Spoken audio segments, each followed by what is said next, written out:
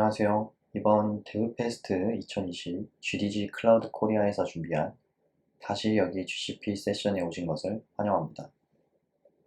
이번 세션에서는 사이드 프로젝트에서 활용할 수 있는 GCP를 통한 간단한 서버 구축에 대해 알려드리려고 합니다. 시작하기에 앞서 주의하실 점이 있습니다. 이번 세션은 실습 위주의 세션이니만큼 GCP에 꼭 가입이 되어 있으셔야 합니다.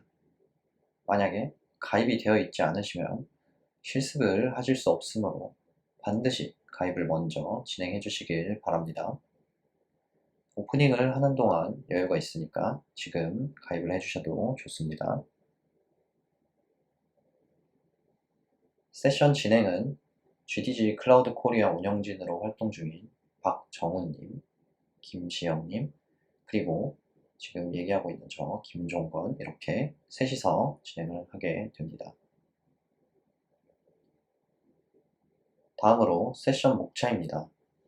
현재 0교시인 오프닝을 진행을 하고 있고 1교시 가상 머신으로 서비스 환경을 구축을 하고 2교시 방화벽 규칙 설명과 설정을 하고 3교시 클라우드 SQL로 데이터베이스를 설정 및 구축을 하고 마지막으로 4교시에서 대규모 트래픽을 위한 부하 분산 도입을 하는 과정을 진행을 합니다. 이상 오프닝이었고요. 곧바로 실습 진행해 보도록 하겠습니다.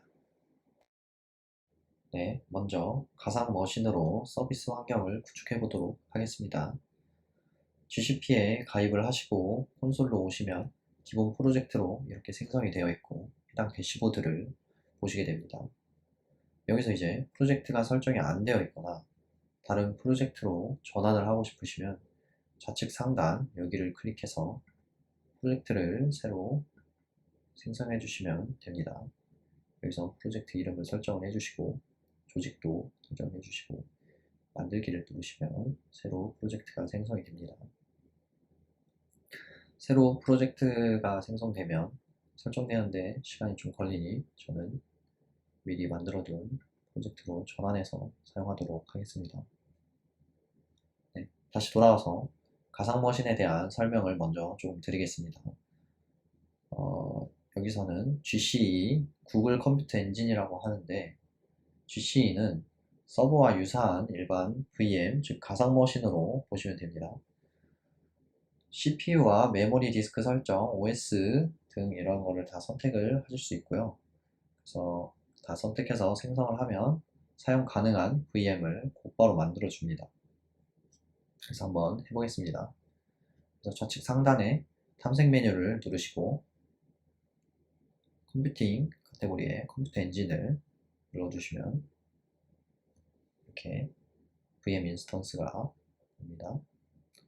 그래서 VM 인스턴스를 여기서 만들기를 눌러주시고요.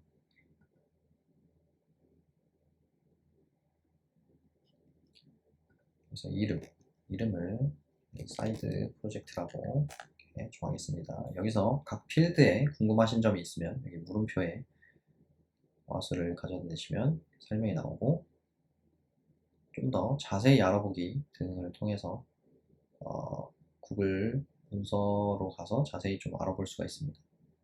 저는 여기서 자세한 설명은 하지 않고 넘어가도록 하겠습니다. 그래서 그 다음에 리전을 선택해 주시면 되는데 저는 가까운 서울로 하겠습니다. 그 다음에 머신 구성은 여러 가지를 선택할 수가 있고 커스텀도 할 수 있는데 저는 기본으로 되어 있는 걸 선택을 하겠습니다. 다양한 옵션들은 나중에 찾아보시면 되겠습니다. 저희는 그 다음에 부팅 디스크를 여기 이제 OS를 선택을 할 수가 있는데 여기서 저는 우분투를 선택하도록 하겠습니다. 버전은 18.04로 하도록 하고요. 크기는 30으로 주도록 하겠습니다. 디스크 크기입니다.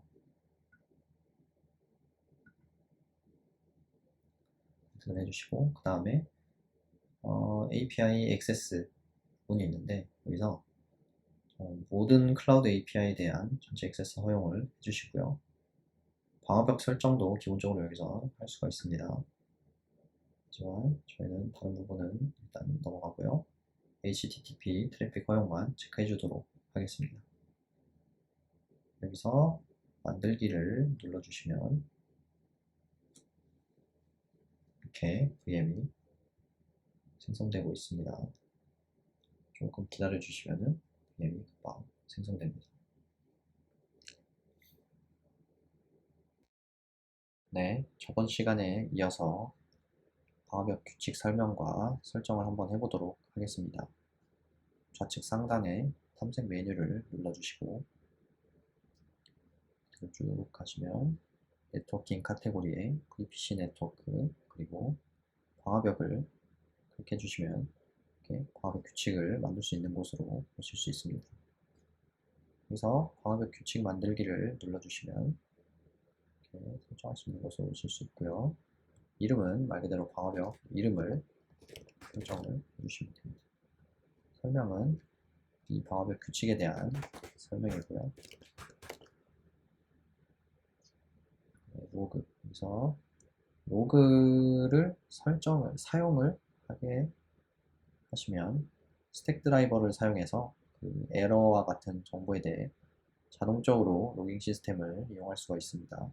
그래서는 일단 사용 안 함으로 하고 넘어가도록 하겠습니다. 네트워크는 이제 VPC 설정에 따라서 설정할 수 있는데 여기서는 일단 기본적으로 프로젝트 생성과 함께 같이 생성되는 디폴트로 하고 넘어가도록 하겠습니다.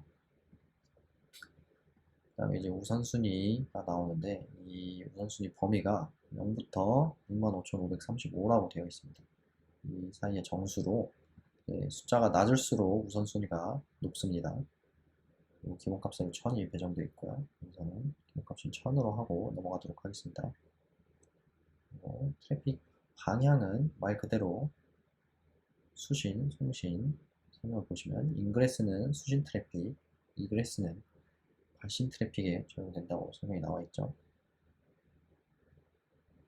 일치시 작업은 허용을 누르시면 조건에 맞으면 허용을 하겠다는 거고 거부를 누르시면 해당하는 조건에 맞으면 거부를 하겠다는 뜻입니다. 저는 허용으로 하고 넘어가겠습니다. 다음으로 대상은 네트워크의 모든 인스턴스를 하시게 되면 조건에 해당하는 모든 인스턴스를 할 수가 있고 지정된 대상 태그는 특정 태그가 설정된 인스턴스나 서비스를 의미를 합니다. 그리고 지정된 서비스 계정은 특정 서비스 계정의 인스턴스나 서비스를 의미를 합니다. 그래서 네트워크 모든 인스턴스를 일단 해보도록 하겠습니다. 소스 필터는 이제 IP 범위 보시면 IP 또는 IP 범위로 설정을 할 수가 있고 소스 태그나 서비스 계정은 아까 위에서 말씀드렸던 거하고 똑같습니다. 자, IP 범위를 여기서 선택을 했고요. IP 범위 한번 모든 네트워크에 대해서 보겠습니다. 보조 소스 필터는 추가로 이렇게 소스 태그나 서비스 계정을 할 수 있도록 설정할 수 있도록 제공을 해주고요. 다음으로 프로토콜 및 포트 설정입니다. 여기서는 모두 허용도 있고 지정된 프로토콜 및 포트가 있죠. 여기서는 HTTP 포트 TCP80을 한번 보도록 하겠습니다. 그래서 이제 설정이 끝났고 만들기를 누르면 다음 규칙이 이렇게 생성 중이라고 나오고 잠시 기다리시면 바로 규칙이 금방 생성이 되는 걸 보실 수 있습니다. 이렇게 생성이 됐죠. 네, 이상으로 방화벽 규칙 설명과 설정을 다 끝마쳤습니다. 네, 다음 시간부터는 클라우드 SQL로 데이터베이스를 설정하고 구축하는 것을 박정훈님께서 진행해 주실 예정입니다. 일단 구글 클라우드 콘솔을 열고요. 메뉴를 누른 다음 SQL 메뉴를 찾아서 클릭하도록 할게요. 네, 이렇게 보면은 Create Instance 버튼을 다시 한번 누르고 여기서는 MySQL을 선택하도록 하겠습니다.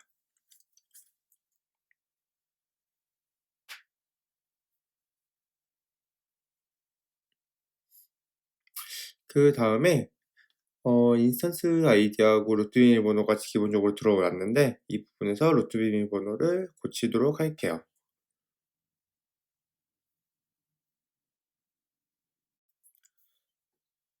네, 비밀번호 새로 설정을 하고 아래에 보면 위치를 선택할 수 있는데 일단 이 부분은 디폴트 값으로 남겨놓도록 하겠습니다. 구성 옵션 표시를 누르게 되면 더 많은 옵션을 선택할 수 있습니다. 머신 유형 및 스토리지에서 용량도 늘릴 수 있고 머신을 더 좋은 옵션으로 선택을 할 수도 있어요. 하지만 여기서 저희는 연결을 누르고 네트워크 추가 버튼을 눌러서 모든 네트워크에서 이 데이터베이스의 접근이 가동하도록 설정하도록 하겠습니다.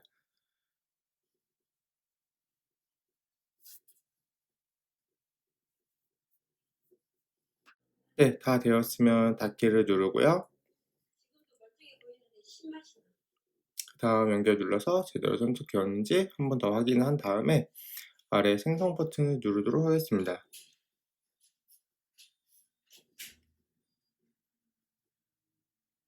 근데 제가 테스트 때문에 이전에 맞았던 인스턴스 아이디가 동일해가지고 이번에 인스턴스 아이디를 변경해서 다시 생성 버튼을 누르도록 하겠습니다.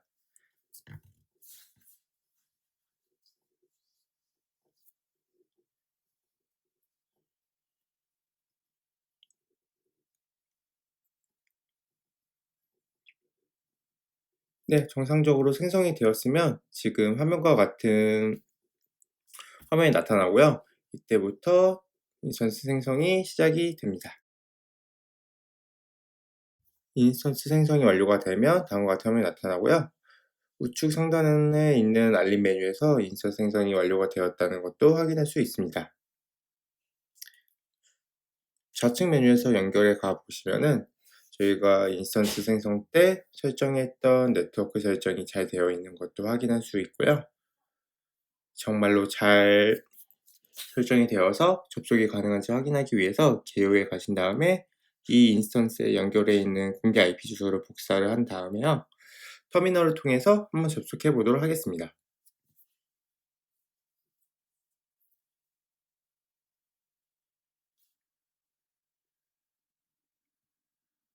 잘 접속이 되었고요. 명령어도 잘 입력이 되는 걸 확인해왔습니다.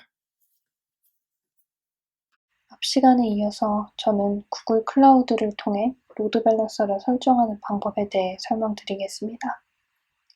로드 밸런서에 대해서 이미 알고 계시는 분들도 있겠지만 그래도 간략하게 로드 밸런서가 무엇인지 먼저 이야기 드리겠습니다. 로드 밸런서는 여러 대의 서버가 존재할 때 유저로부터 들어온 네트워크 트래픽을 각각의 서버로 분산시켜주는 역할을 합니다. 아까 우리는 하나의 인스턴스에 사이드 프로젝트라는 서비스를 올렸습니다. 한 대의 서버만으로도 서비스는 운영되겠지만 여러분의 서비스가 입소문을 타서 많은 유저들이 사용하게 되었다고 가정을 해볼게요. 한 대의 서버로 운영되기 때문에 유저들이 많아질수록 서버의 처리량이 증가할 거고 서버의 부하와 유저들의 대기 시간이 길어질 겁니다.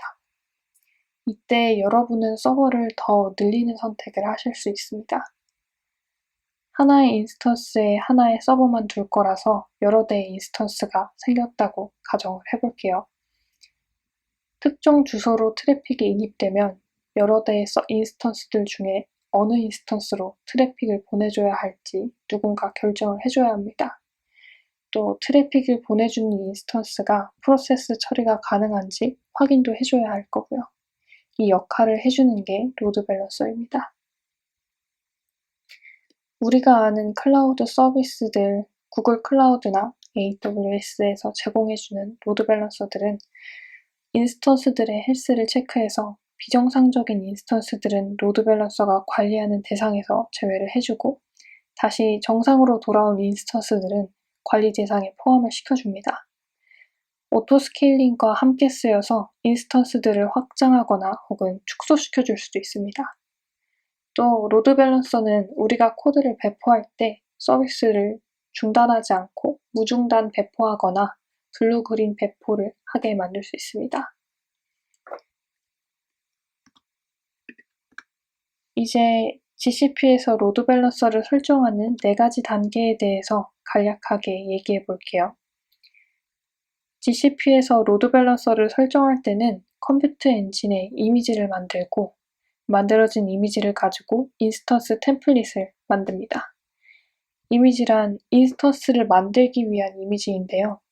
아까 인스턴스 생성하실 때 선택했었던 OS와도 비슷한 개념이기도 하고 도커를 사용하고 계신 분들에게는 도커의 베이스 이미지와도 유사한 개념이라고 생각하시면 될 것 같습니다. 또 AWS를 사용하고 계시는 분들께는 GCP의 이미지와 AWS의 이미지가 동일한 개념일 거고요.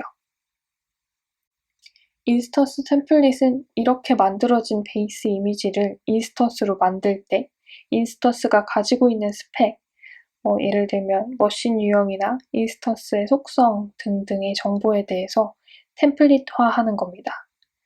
이렇게 만들어진 인스턴스 템플릿으로 인스턴스 그룹을 생성을 해줍니다.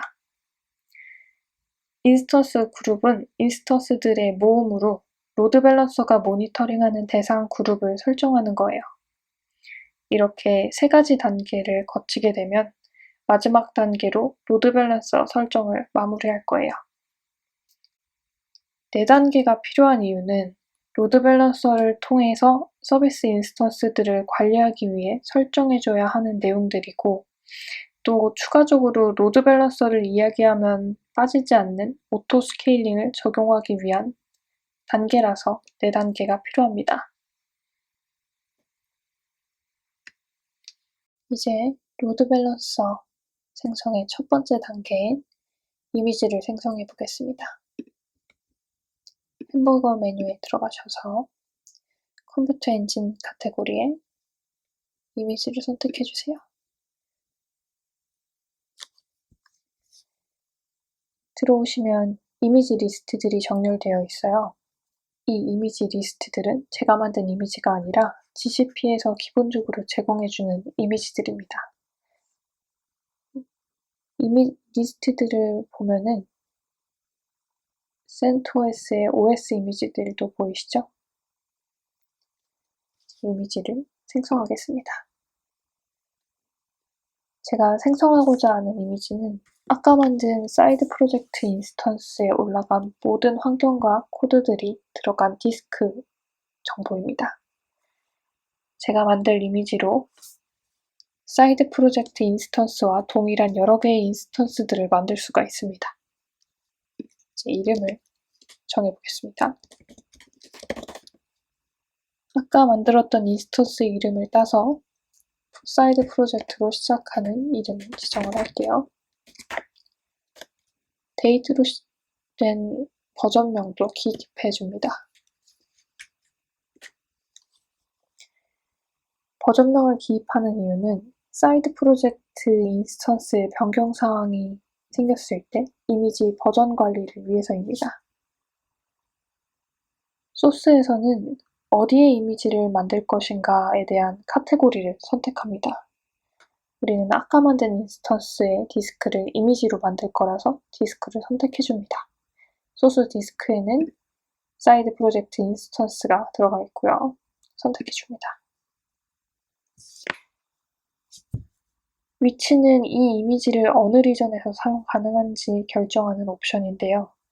만약 단일 리전을 선택하게 되면 이 리전 외에서는 사용할 수 없기 때문에 저는 다중 지역을 선택할 겁니다. 단일 지역을 다시 보시면은 아시아 지역에서도 서울, 타이완, 홍콩 이렇게 다양한 지역들이 존재하죠. 다중 지역 같은 경우는 아시아 태평양이라는 대륙에서 사용이 가능하게 됩니다. 계열은 제가 만들고 있는 이미지에서 의존하고 있는 이미지 세트가 있다면 이미지 세트의 명확한 버전명을 기입하는 공간입니다. 이미지 계열을 기입하지 않는 경우에는 해당 이미지 세트의 최신 정보를 참조하게 됩니다. 저는 따로 계열은 기입하지 않겠습니다. 라벨은 이미지에 매기는 태깅 정보인데요. 이미지 리스트가 굉장히 아까 보면 다양하게 많았죠. 이미지 리스트에서 필터할 때 유용한 정보가 될 수 있습니다. 그래서 저는 여기에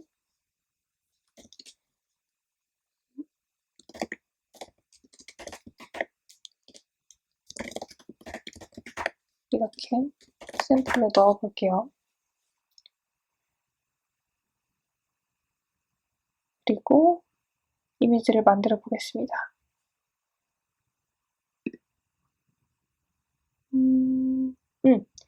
위에 보면 인스턴스 계속 실행 여부에 대해서 묻죠. 인스턴스 실행 여부는 사이드 프로젝트 인스턴스를 이미지를 생성하는 동안 계속 실행을 할지 혹은 중지를 할지의 여부를 결정하는 거예요. 저희는 현재 상용에 올라가 있는 인스턴스가 아니기 때문에 이 옵션은 선택해도 될 것 같습니다. 이미지를 만들어 볼게요.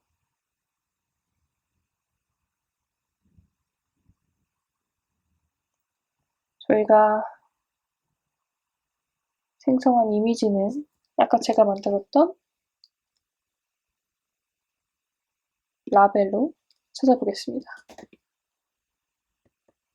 사이드 프로젝트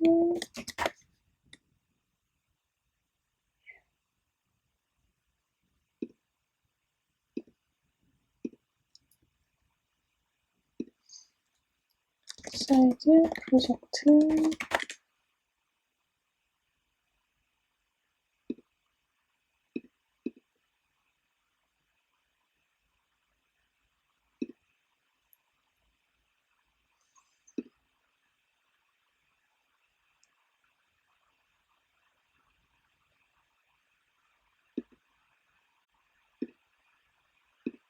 다시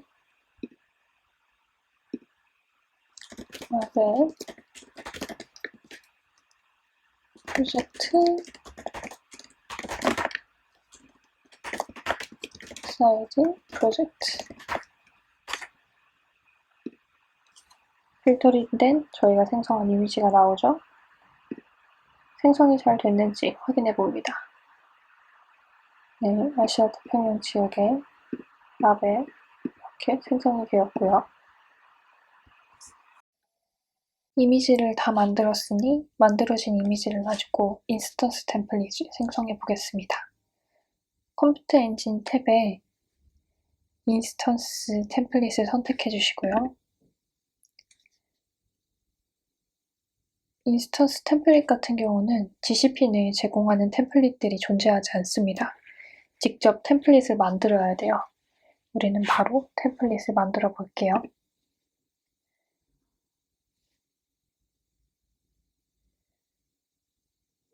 인스턴스 템플릿 이름은 사이드 프로젝트 템플릿으로 지어줄게요.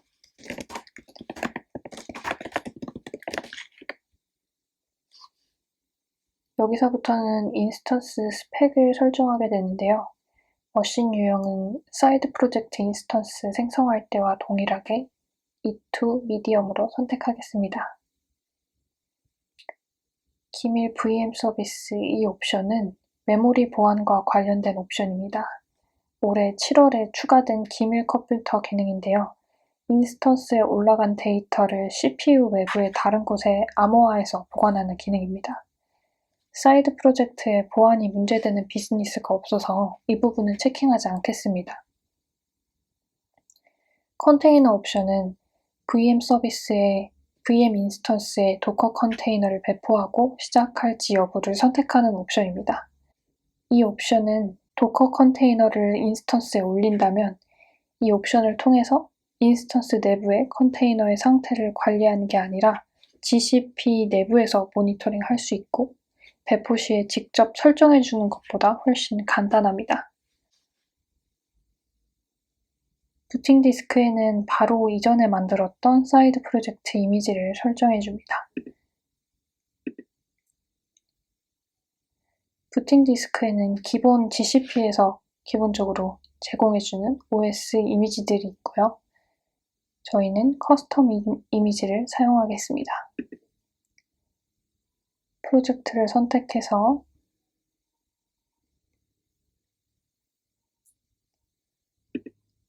아까 만들었던 사이드 프로젝트 이미지를 선택합니다.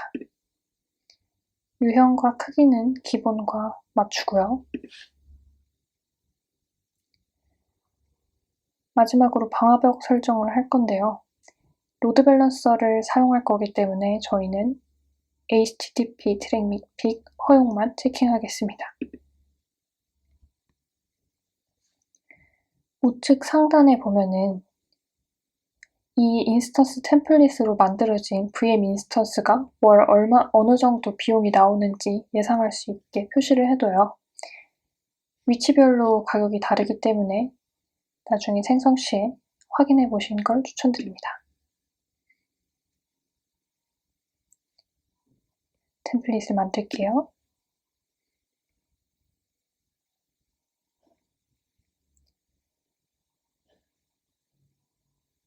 방금 만들어준 인스턴스 템플릿이 생성이 됐고요. 설정도 의도대로 잘 되었고요.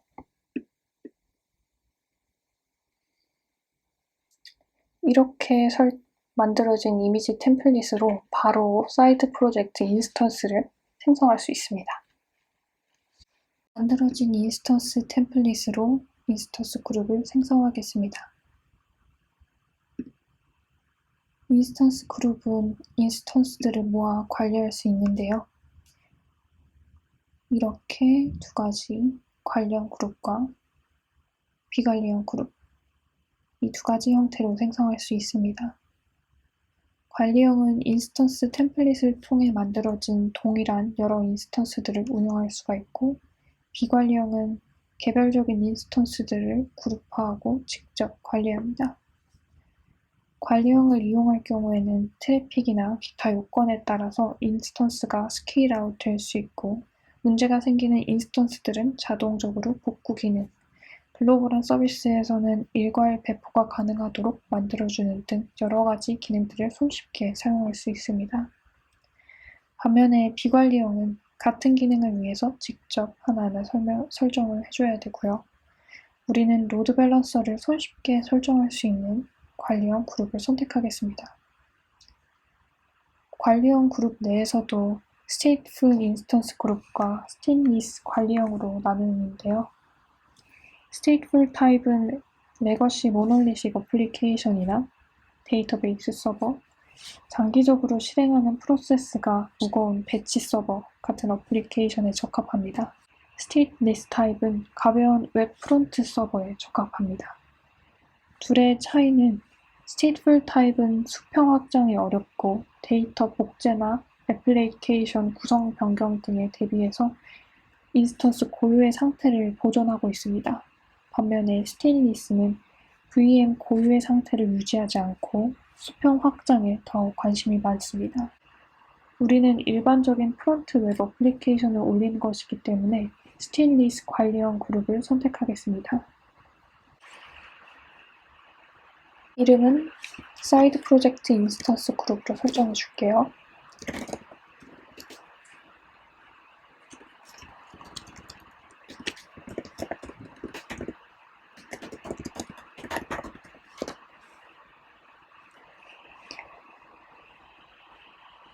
위치는 단일 영역에 배포할지 동일한 영역 이전에 여러 영역에 배포할지를 선택하는 옵션입니다.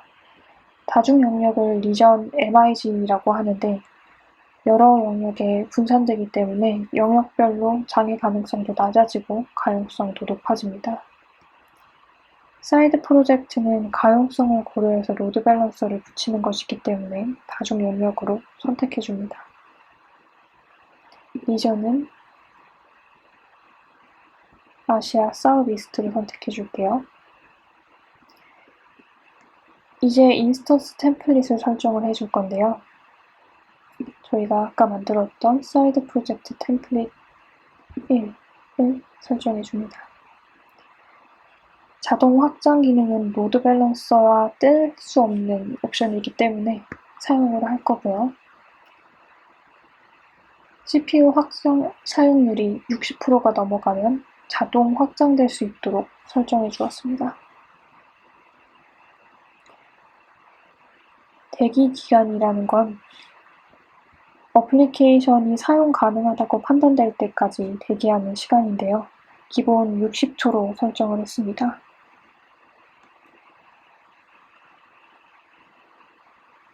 인스턴스 그룹에서 가지고 있을 최소 인스턴스는 1개부터 오토 스케일링 돼서 확장될 수 있는 맥스 개수를 10개로 지정을 했습니다.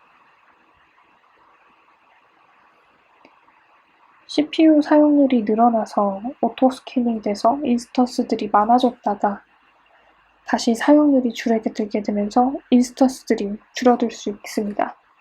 하지만 급감한 인스턴스들은 또다시 급증할 수가 있는데요. 인스턴스들이 확장될 때 시간이 조금 걸리기 때문에 급감과 급증을 반복하며 생기는 시간차를 줄이기 위한 옵션이 축소 제어입니다. 축소 제어를 통해 가용성을 더 높일 수가 있어요. 축소 사용 설정을 해줄게요. 현재 인스턴스 비율의 10%를 10분 동안 축소하지 않겠다고 설정을 해줍니다. 자동 복구 옵션은 헬스 체크에서 인스턴스들에 문제가 생긴 경우 다시 만들 수 있는 옵션입니다. 헬스 체크를 선택하지 않으면 실행되고 있지 않은 인스턴스만 다시 만들 수 있고요. 헬스 체크를 선택을 하면 실행 중이더라도 헬스 체크에서 이상이 있을 경우 자동적으로 복구가 됩니다.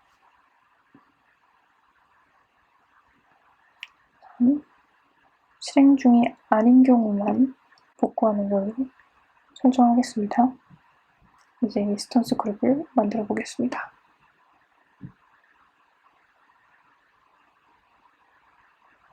약간 시간이 걸리는데요.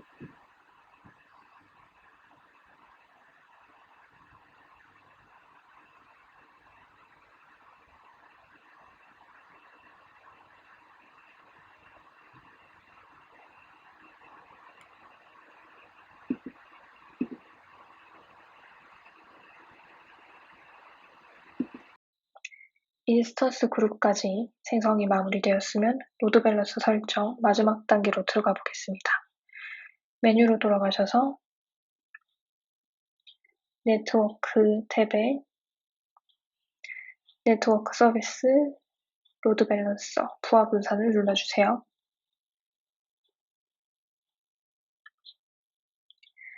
부하 분산기에는 3가지 종류가 있는데요. 우리는 HTTP 부하 분산을 사용하겠습니다.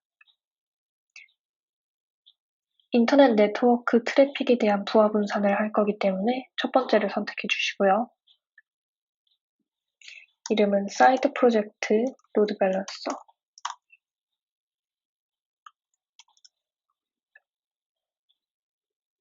로드 밸런서를 생성할 때에는 이 3가지를 설정해 주셔야 됩니다. 백엔드 구성을 먼저 보겠습니다. 여기서 말하는 백엔드란 인스턴스 그룹 혹은 네트워크 엔드포인트 그룹을 말합니다. 백엔드는 동적 컨텐츠를 대응하는 백엔드 서비스와 정적 컨텐츠를 딜리버링하는 백엔드 버킷으로 나뉠 수 있는데요. 예를 들자면 백엔드 서비스는 일반적인 인스턴스 그룹이 될 것이고 백엔드 버킷은 S3 버킷이 될 거예요. 백엔드 설정에서 결정된 내용으로 로드 밸런서는 트래픽을 백엔드 그룹으로 전달을 합니다. 우리는 인스턴스 그룹에 로드 밸런서를 붙일 것이기 때문에 백엔드 서비스를 생성합니다.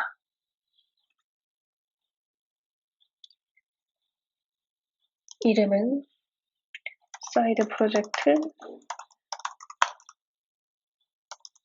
백엔드 로드 밸런서 백엔드 서비스 인스턴스 그룹이고요. 부하 분산기와 로드 밸런서가 통신하는 프로토콜은 내부 HTTP 통신이 될 것이기 때문에 HTTP 프로토콜을 선택하시면 됩니다.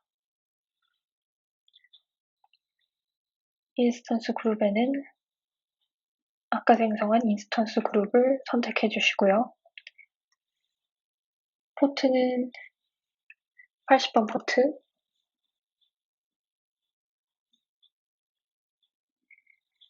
분산 모드에서 설정한 이 기준을 토대로 로드 밸런서가 관리하는 인스턴스 그룹에 속한 VM 인스턴스에서 여기서 설정한 기준치를 초과했을 때 다른 VM 인스턴스로 네트워크를 전달하게 됩니다. 기준은 인스턴스의 사용률과 속도 두 가지인데요. 사용률은 VM 인스턴스의 CPU 사용률이고 속도는 대상 인스턴스의 최대 속도를 지정할 수 있습니다. 기본으로 설정하겠습니다. 또한 클라우드 CDN을 통해서 사용자에게 가까운 곳에 캐시한 콘텐츠를 제공할 수 있도록 설정이 가능합니다. 스테이터스 체크. 상태 확인을 체크함으로써 로드 밸런서에 연결되어 있는 인스턴스 그룹 내의 인스턴스의 상태를 확인할 수 있습니다.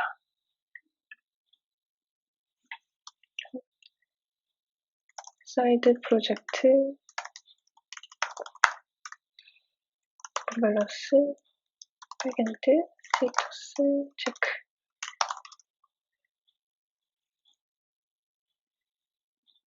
이렇게 상태 체크를 생성해 주시고요. 백엔드 로깅 서비스는 각 인스턴스에 로드 밸런서를 통한 서비스별 로깅을 제공해 줍니다. 이렇게 백엔드 서비스를 생성하겠습니다. 전반적인 백엔드 구성은 이렇게 완료가 되었습니다. 두 번째, 호스트 및 경로 규칙은 백엔드 서비스를 하나만 사용하기 때문에 설정은 해주지 않아도 됩니다. 마지막 설정인 프론트엔드 구성으로 들어가 보겠습니다. 프론트엔드는 로드 밸런서로 유입되는 네트워크의 엔드포인트입니다. 프론트엔드 구성에는 프로토콜과 서비스 계층, IP 관련 설정을 하게 됩니다. 구성을 시작해보자면 이름은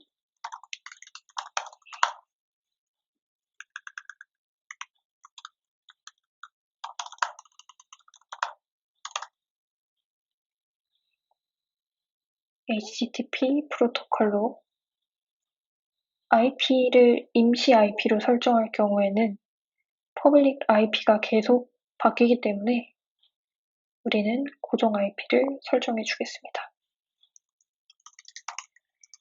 소를 사이드 프로젝트 프론트로 예약을 하겠습니다.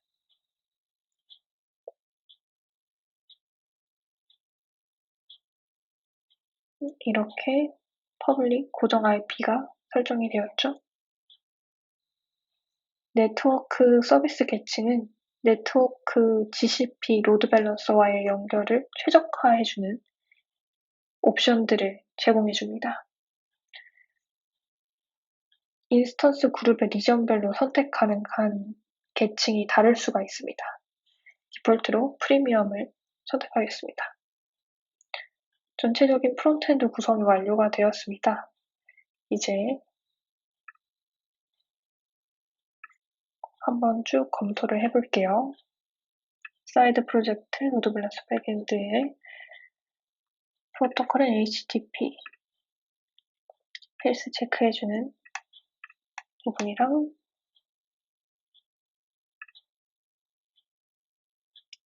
로그인까지 설정된 부분 보이고요. 80번 포트 이제 로드 밸런서를 생성해 보겠습니다.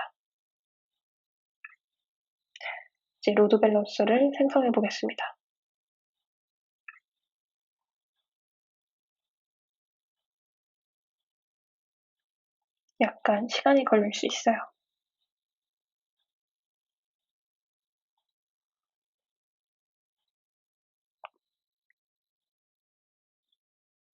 로드 밸런서가 생성되었습니다. 상세로 넘어가 보면 프론트엔드에 로드 밸런서 IP가 생성되었죠. 저희 사이트 프로젝트 웹사이트에 진입되는지 확인해 보겠습니다. 네, 사이드 프로젝트 엔진엑스 화면 뜨죠. 이제는 부하 분산기를 통해 모니터링 되는 부분과 로깅 기능을 확인해 보겠습니다. 우선 모니터링 기능부터 보자면 인스턴스 그룹 내로 들어가셔서 인스턴스 그룹 선택해 주시면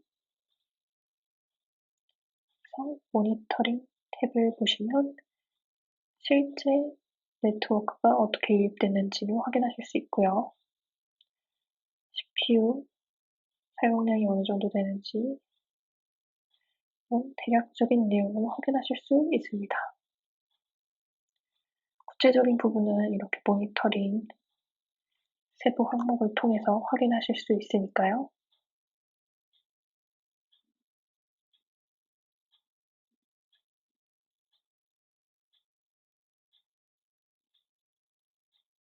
시간이 조금 걸릴 것 같으니 이 부분은 세부적으로 보시고 싶은 분은 이렇게 참고하시면 될 것 같습니다. 이제 로깅 부분을 확인할 텐데요. 메뉴 탭에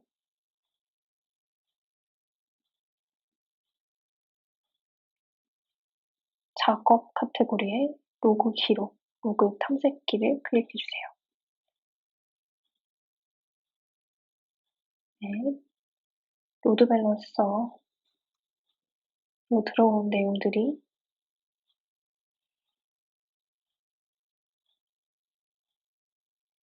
로드 밸런서 이렇게 확인이 가능하죠. 제가 방금 요청을 응답받았던 29분에 해당 요청에 대한 네트워크 정보를 다 확인하실 수 있습니다.